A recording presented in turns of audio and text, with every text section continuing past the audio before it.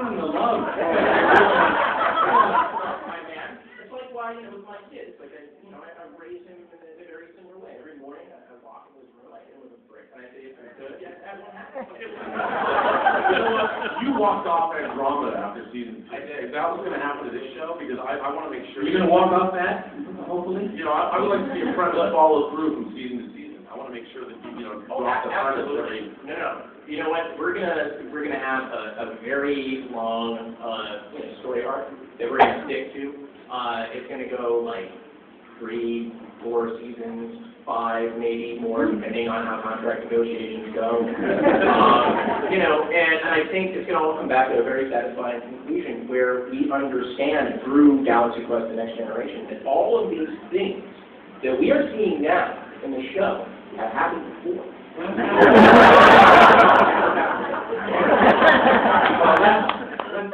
let's break off that for a second.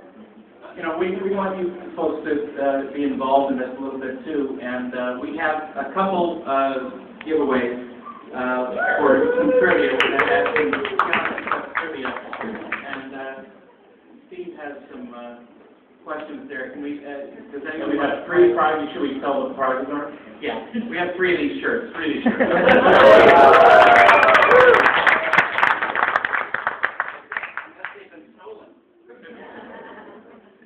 Okay, so I guess we'll just whoever can raise their hand and get the question first. Let's see. In the 3rd season episode, Enemy Friend, Enemy Foe,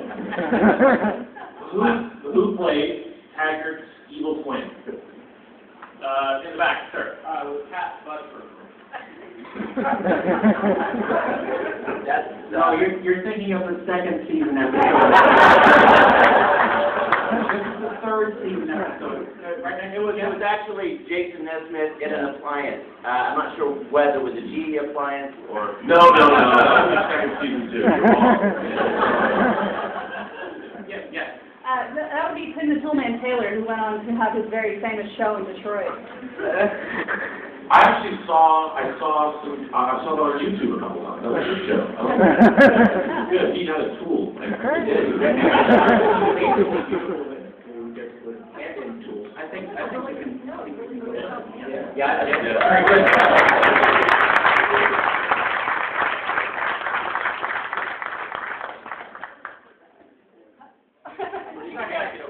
in you.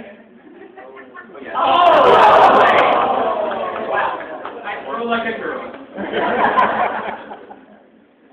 All right. How about let's see.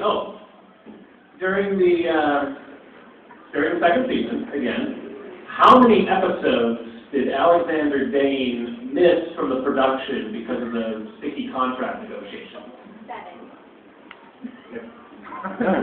7. You gotta think. 4?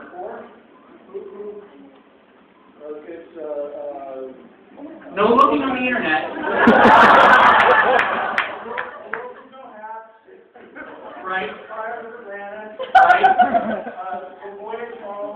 Right. And come on. William Roman on that? Yes.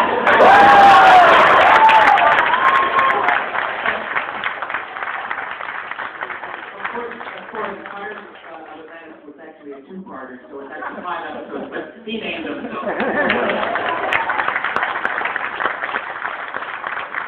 Really touched on that to the writing staff, how they were able to cover for Alexander Dane's absence during that episode. Yeah, because he had turned into a pig, right? In the Atlantis episode, there was the crystalline stasis, right? He was trapped in for the 2-parter.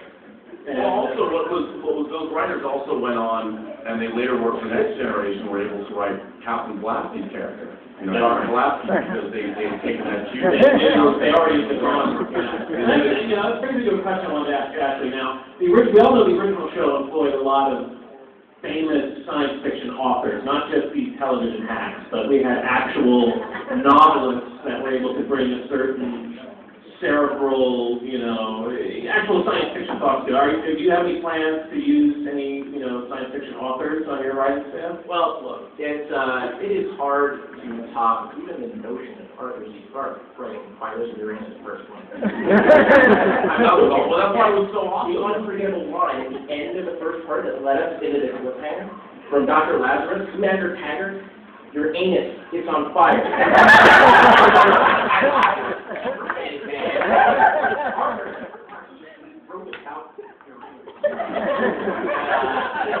Obviously, there's a lot of effect to that. I don't know, like, who now. I mean, honestly, I think that we'll probably spend some time talking to people like Steve Melching, like off the top of my head, just to kind of consult on the show. But really, I heard that Robert Meyer is going to. Oh yeah, she's totally Well, she's not the host. I mean, that's a legitimate science fiction novel. It's the episode where, like, I don't know, somebody glows in the dark. It's all about 100-year-old pedophile vampires.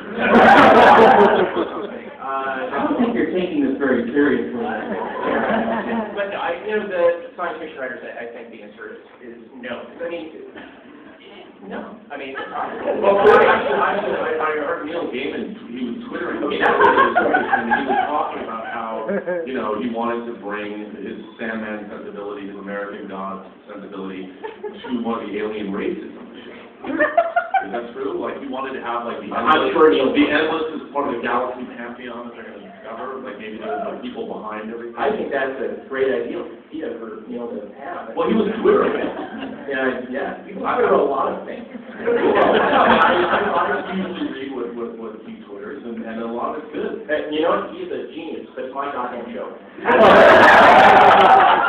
We also, Harlan Ellison was a huge fan of the original show, especially after his bad experience on the original Star Trek. He became such a huge fan of Galaxy Quest. Do you think he might be someone you would talk to about the new show? I'm positive that I would love getting screamed at by Harlan about this show. No, absolutely. I think Harlan is a go-to guy. He's full of ideas and anger. Has he filed any lawsuits yet? Because that would really tell you.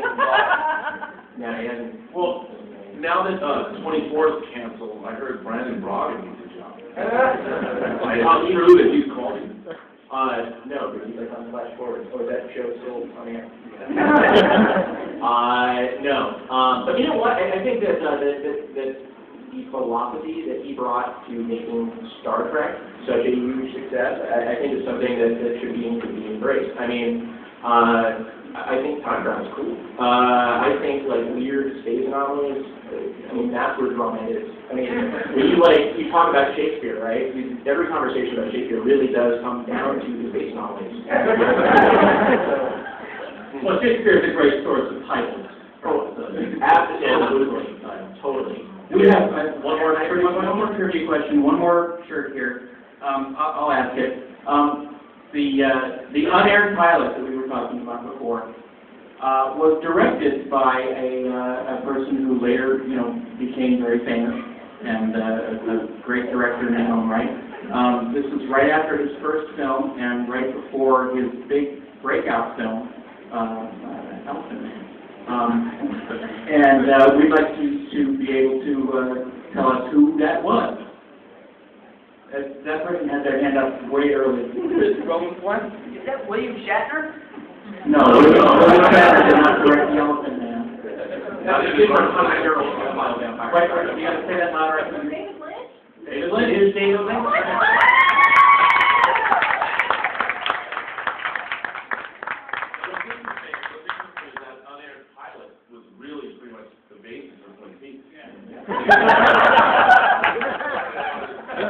Murder mystery where they actually found a whole planet wrapped in plastic. Well, King Tiger says they have good coffee all the time. But the whole planet was wrapped in plastic. That was really cool. The entire civilization was dead.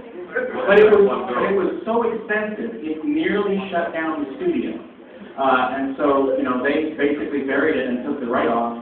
And finally they went back and retooled the whole